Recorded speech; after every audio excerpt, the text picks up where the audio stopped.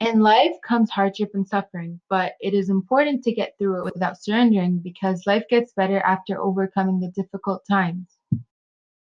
Heroes in My Head by Judy Rubbick. At the beginning of the book, it is shown that Judy Rubbick is a 5-year-old little girl who has one brother and lives in her grandmother's house. Her father is a very aggressive and abusive man. Judy is scared of her father because she does not want to upset him and always has to do what he says or else she'll get hurt by her own father. Her father, Josh, sexually harasses and forces his daughter to do what he wants her to do to please and satisfy him when the mother is not around. As a 5-year-old girl, she felt uncomfortable and scared of her father touching her but had no choice and couldn't protect herself at such a young age. 20 years later, and after growing up, her father was not around very much, and Judy remembers the harassment but does not do anything about it and keeps it quiet, being afraid to talk about it to anyone.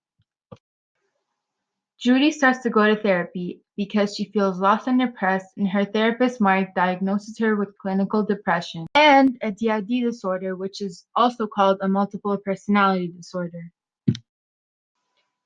Judy starts to think that she's going crazy and gets frightened about having more than one personality since the time she finds out she doesn't really understand what it means and thinks that having a DID disorder makes her crazy.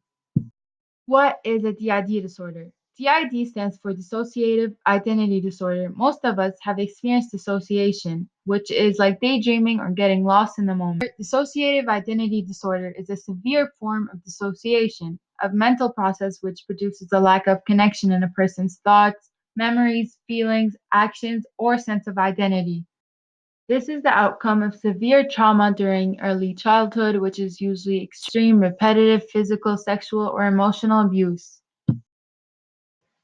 When Judy later meets her dad and mentions to her family about her attending therapy and getting diagnosed with depression and a DID disorder, her father freaks out, thinking that he would get exposed and wanted to keep it a secret, so he tells Judy to leave therapy.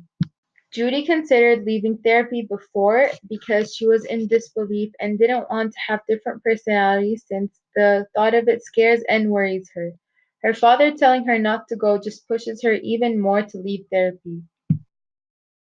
Judy skips therapy for 2 months.